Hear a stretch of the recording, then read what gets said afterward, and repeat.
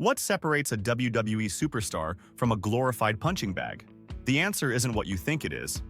I've identified 7 levels of WWE wrestlers, and understanding this hidden hierarchy explains everything about why your favorite wrestler can't catch a break while someone else gets handed championship after championship.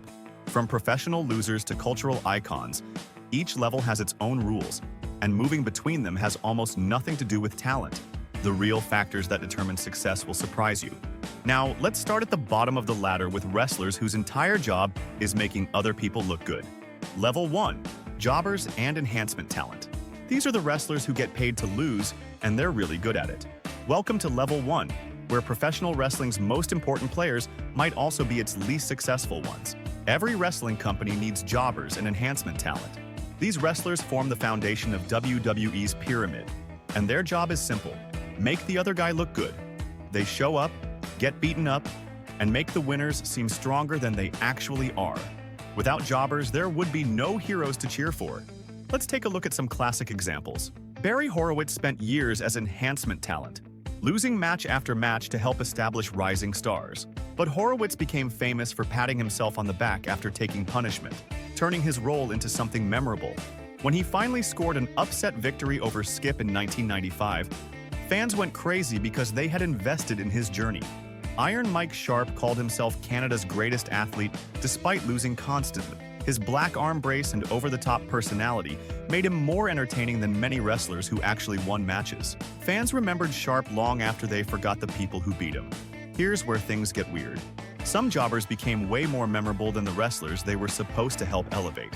Brooklyn Brawler worked for decades as enhancement talent, but his longevity and consistent character work made him a cult favorite among wrestling fans. Moving on to more recent examples, smaller names have found strange fame by embracing their losing roles. James Ellsworth turned his unconventional appearance into a trademark that got him championship opportunities and main event storylines. Curt Hawkins went on an infamous long losing streak, but instead of hiding from this embarrassment, he turned it into entertainment gold by making jokes about it on social media and building storylines around when it would finally end.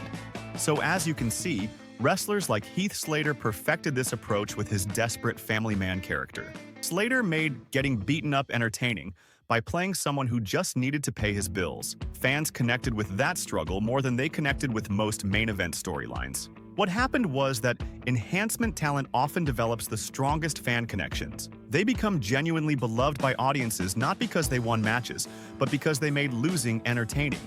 The best jobbers understood that entertainment value matters more than win-loss records. As a result, some jobbers achieved something many main eventers never do. They became paradoxically successful failures who lost matches but won over audiences, proving that sometimes being memorable matters more than being pushed. It's fair to say that jobbers can be beloved and memorable, which is ironically how some of them jump level. But not every wrestler who disappears from the spotlight started at the bottom. Level 2. Failed call-ups and forgotten faces. Level 2, wrestlers arrived with all the hype in the world, then vanished faster than a magic trick gone wrong. What happened to them reveals WWE's biggest booking problem. Failed call-ups are wrestlers who had momentum elsewhere, but lost it immediately upon joining WWE's main roster. These performers came from NXT, other wrestling companies, or independent circuits with established fan bases and proven abilities. They arrived with expectations and excitement, only to disappear into wrestling's equivalent of the Witness Protection Program.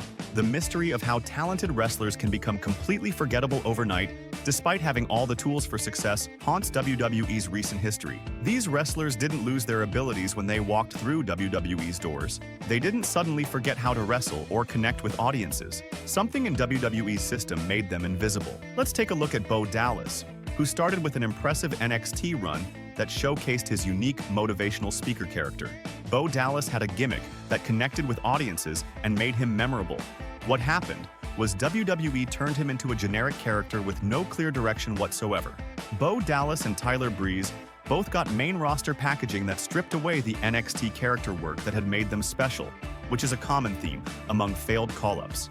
Tyler Breeze went from being a memorable fashion-obsessed character in NXT to just another guy in wrestling gear on the main roster. WWE never gave him meaningful storylines that played to his strengths.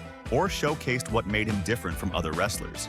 Moving on to the vaudevillains, who transformed from a unique old-timey tag team with clear characters to forgettable wrestlers who disappeared completely. The vaudevillains had a gimmick that stood out in NXT, but WWE never figured out how to present their vintage carnival act to mainstream audiences in compelling ways.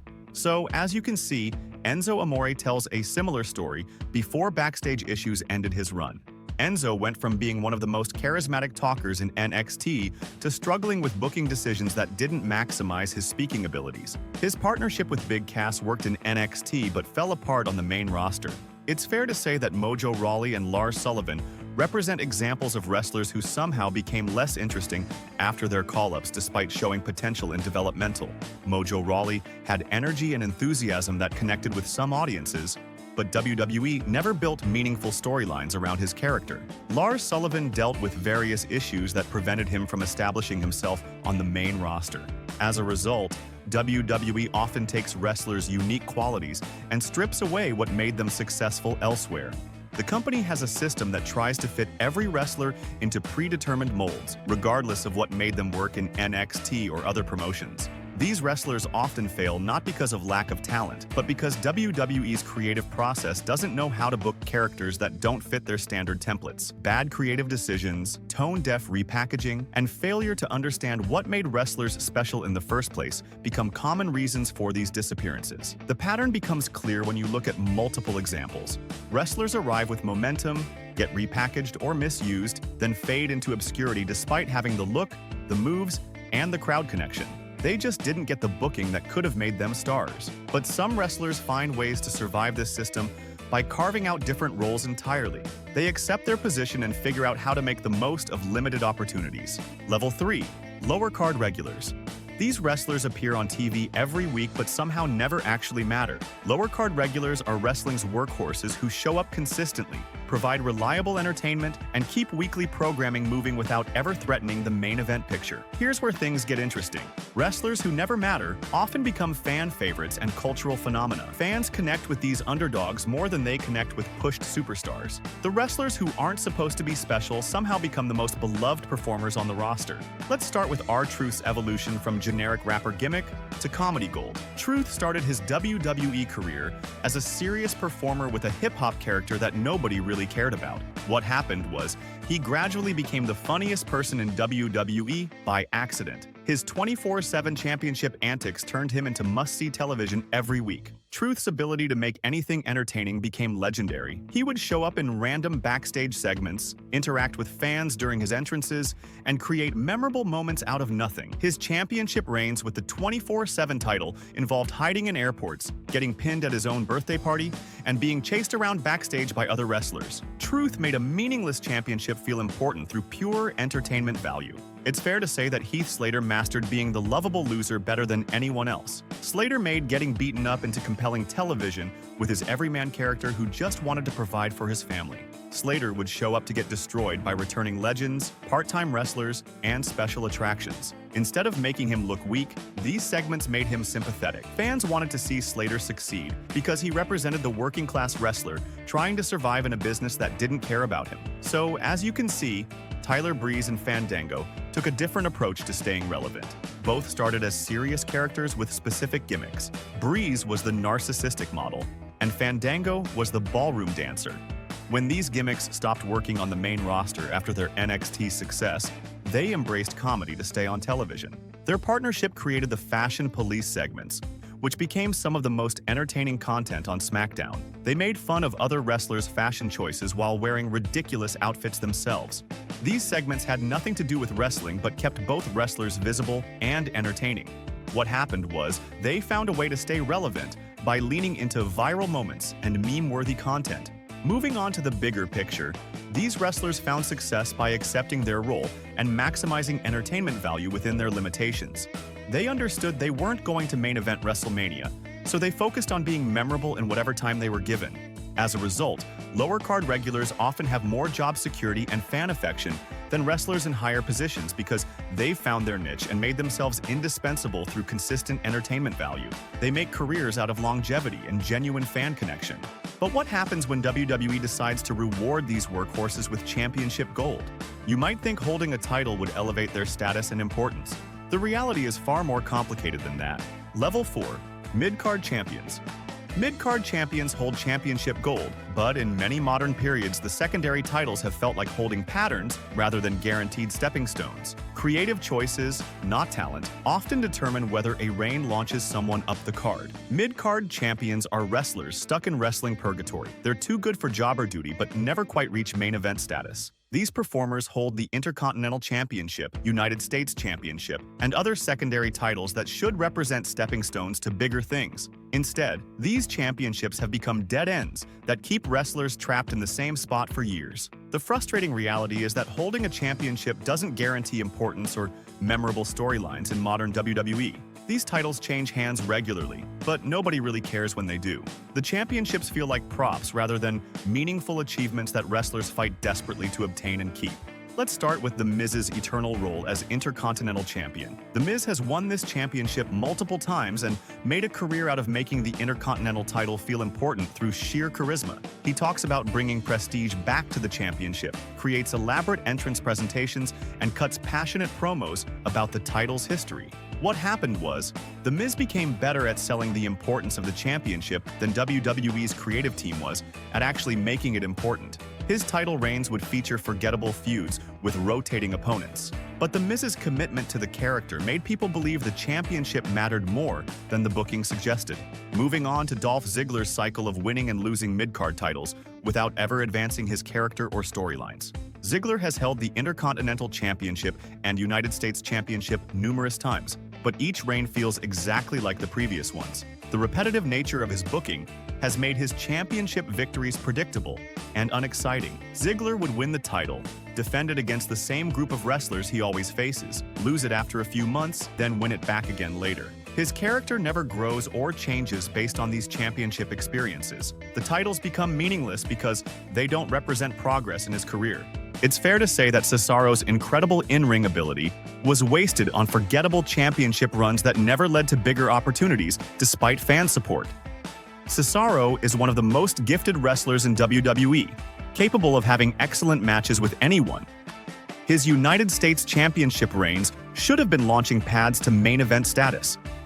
Instead, Cesaro's championship runs were filled with random defenses against whoever was available that week. WWE never built compelling storylines around his reigns or used them to establish him as a serious main event contender. Fans constantly chanted for Cesaro to get better opportunities, but his championship success never translated into career advancement. Rey Mysterio's later United States Championship runs seemed designed to keep him happy and visible, without giving him anything truly significant to do. Shinsuke Nakamura's Intercontinental Championship reigns felt like WWE acknowledging his talent while refusing to use him properly. As a result, Sheamus became the template for the eternal mid-card champion, cycling through the same feuds and storylines for years. Sheamus would hold championships, lose them, disappear for a while, then come back to win them again. His career became an endless loop of mid-card championship matches that never led anywhere meaningful. The belt's intended purpose as a stepping stone gets twisted into a holding pattern that actually hurts wrestlers by keeping them trapped in the same position. But some wrestlers do manage to break through this ceiling and reach the next level, where different challenges await them entirely. Level 5. Main Event Players. These wrestlers live in the main event scene, but their careers depend entirely on creative swings and company priorities.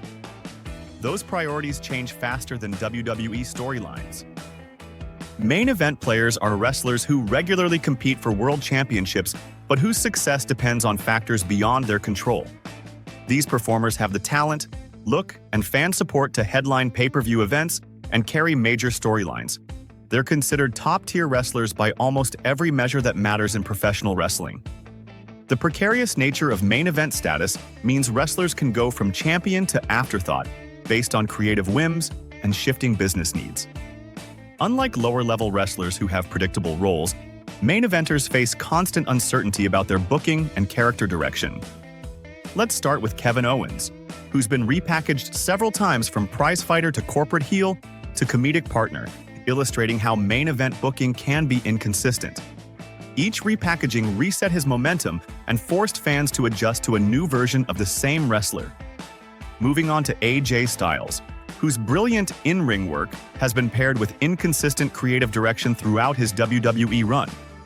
Styles has proven himself as one of the best wrestlers in the world through incredible matches and championship reigns, but his character would shift from face to heel without clear reasoning, and his feuds sometimes lacked the storytelling depth his talent deserved.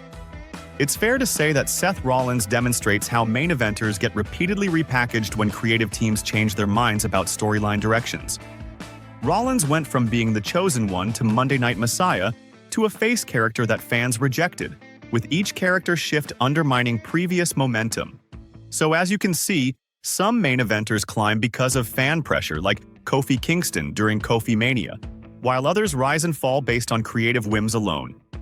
Kingston's championship run happened because fan heat forced WWE's hand, proving that audience demand can sometimes override creative preferences. What happened was wrestlers like Drew McIntyre, Bobby Lashley, and Braun Strowman represent examples of wrestlers whose pushes depend entirely on creative team preferences and storyline requirements. McIntyre was chosen as the face of WWE during the pandemic, won championships, then was moved back down when creative priorities changed. Lashley had multiple runs as a dominant champion, but his pushes always seemed to depend on whether creative teams viewed him as a priority at that moment. Strowman was built up as a monster, won championships, then was released and brought back based on changing business needs.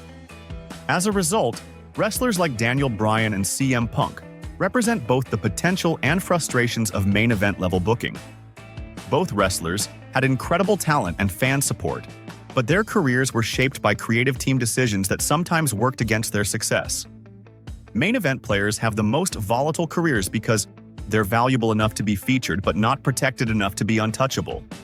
They exist in a space where their success depends on maintaining favor with decision-makers who can change their minds quickly.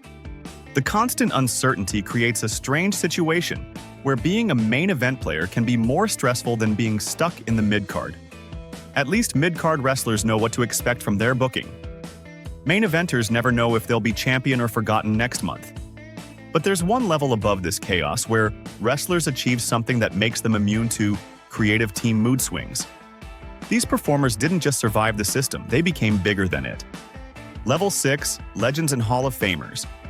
Level 6 represents wrestlers who created the blueprint for what wrestling stardom looks like and remain more relevant than most active performers today. Legends are wrestlers who transcended their era and became the measuring stick for all future performers.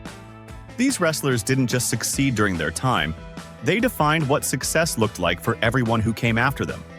Every modern wrestler gets compared to these legends, whether they want that comparison or not. Modern wrestlers face an impossible challenge when competing with legends who benefit from nostalgia and mythical status. Time has a way of making everything seem better than it actually was, and wrestling legends get the full benefit of that nostalgia effect. Their worst matches get forgotten while their best moments become legendary stories that grow more impressive with each retelling. Let's start with The Rock's evolution from Rocky Maivia to the most electrifying man in sports entertainment. The Rock turned mic work into a cultural phenomenon and mastered every aspect of wrestling performance in ways that modern wrestlers still try to copy. Moving on to Stone Cold Steve Austin's perfect timing during the Attitude Era. Austin symbolized anti-authority energy that drove the Attitude Era and captured the cultural zeitgeist when people were frustrated with corporate control and wanted to see someone fight back against the system. It's fair to say that The Undertaker's streak and supernatural character represent examples of how legends created moments that transcend wrestling itself. The Undertaker's WrestleMania streak became bigger than wrestling because it represented something that didn't exist anywhere else in entertainment and turned every WrestleMania match into a genuine question about whether something truly special would end. So as you can see, other Hall of Famers defined different aspects of wrestling excellence, from technical ability to storytelling to cultural impact. Bret Hart showed that technical wrestling could be emotional and compelling. Mick Foley proved that willingness to sacrifice your body could create legendary moments. Shawn Michaels demonstrated that smaller wrestlers could steal shows from bigger stars. As a result, these wrestlers became legends by combining talent, timing, and cultural relevance in ways that modern wrestlers struggle to replicate. They didn't just wrestle well, they existed at the perfect intersection of ability, character, and cultural moment that created something special. Every young performer is measured against these blueprints, which is why breaking out now feels so hard. Legends achieved immortality by becoming synonymous with wrestling's greatest moments and cultural shifts, making them irreplaceable. They didn't just participate in wrestling history, they became wrestling history in ways that can never be duplicated. Legends matter because they defined what's possible, not only in the ring but in culture and timing. But even legendary status isn't the highest level a wrestler can reach. There's one final tier that goes beyond wrestling fame entirely. Level 7. Cultural icons. Cultural icons represent the ultimate level of wrestling success, where performers become global. Level 7. Cultural icons. Cultural icons represent the ultimate level of wrestling success, where performers become global phenomena that extend far beyond sports entertainment.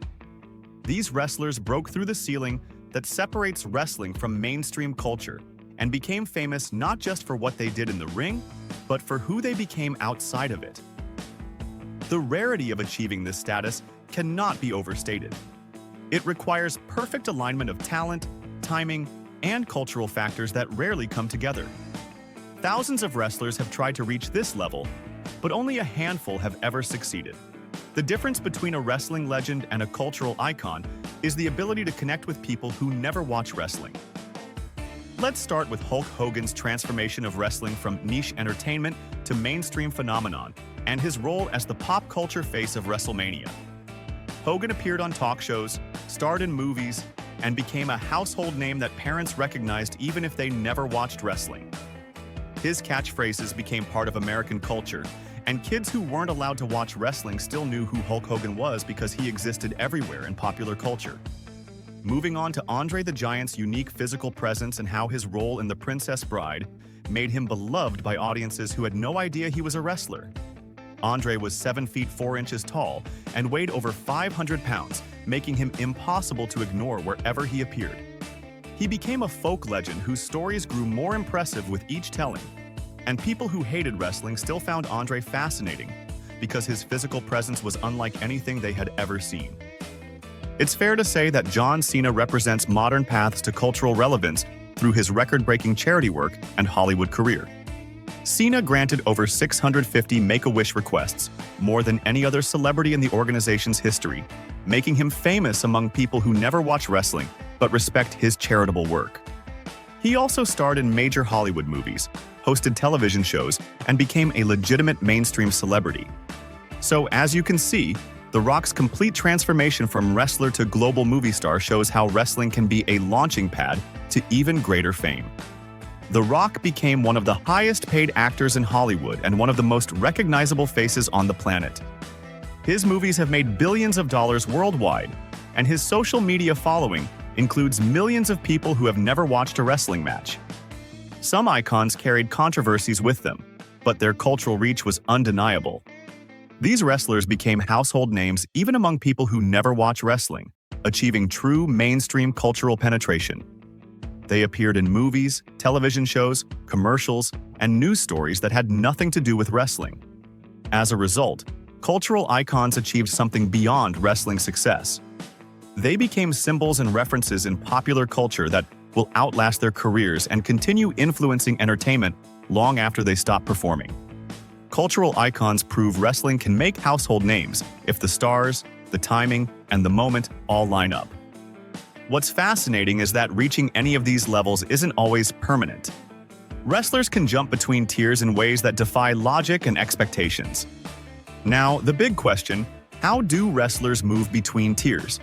The most dramatic career changes happen when wrestlers suddenly shoot up the ladder overnight or fall faster than a steel cage match. Level jumping is the most unpredictable aspect of WWE careers, where talent often matters less than timing and politics. A wrestler can spend years grinding away at the same level, then suddenly find themselves catapulted to main event status based on decisions that have nothing to do with their wrestling ability. Others can fall from the top of the mountain to complete irrelevance in a matter of weeks. The shocking reality is that merit rarely determines who gets pushed and who gets buried in WWE's hierarchy system. Wrestling fans assume that hard work, talent, and fan support lead to success, but the evidence suggests otherwise.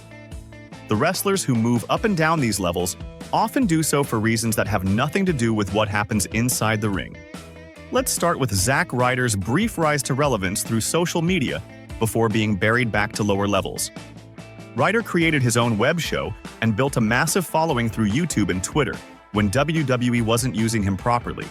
His online popularity forced WWE to push him, and he won the Intercontinental Championship at WrestleMania. What happened next shows how WWE controls wrestler momentum, regardless of fan support. WWE immediately buried Ryder after his championship victory, having him lose the title and get attacked repeatedly by other wrestlers. His social media success meant nothing once WWE decided to punish him for getting over without their permission. Social media heat forced a push, but WWE booking later undercut his momentum completely.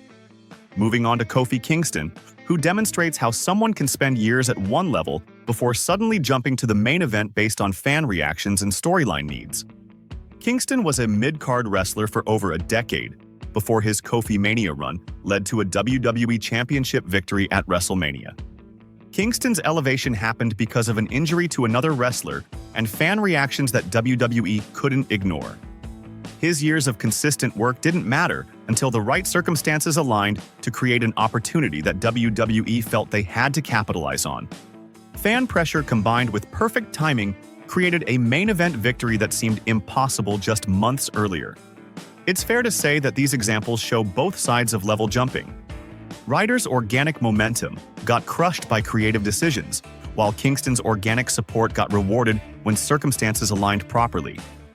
Both wrestlers built genuine fan connections, but only one got the payoff that matched their popularity. So as you can see, wrestlers fall from grace due to backstage heat, injuries, or simply being in the wrong place at the wrong time. Creative team changes can destroy careers overnight when new writers don't see value in wrestlers that previous teams were pushing. As a result, backstage relationships, corporate priorities, and timing often influence who gets the keys, sometimes more than raw ability. Wrestlers need to maintain relationships with the right people, avoid making enemies, and hope that their skills align with whatever creative direction WWE decides to pursue. Level jumping proves WWE's hierarchy is more about business decisions and backstage relationships than wrestling ability or fan support. The most talented wrestlers can get stuck at lower levels while less talented performers get elevated based on factors that have nothing to do with their performance. What becomes clear is that understanding these 7 levels reveals something deeper about how WWE actually operates as a business and entertainment company. WWE's hierarchy system proves that talent alone never guarantees success in professional wrestling. Timing, booking decisions, and backstage politics often matter more than wrestling ability when determining who gets pushed and who gets buried. The most memorable performers often made the most of what they were given, rather than reaching the top of the ladder. Sometimes the wrestlers who made losing into compelling storytelling became more beloved than champions who had everything handed to them. This explains why wrestling fans get frustrated with booking decisions that seem to ignore what makes wrestling entertaining in favor of corporate priorities.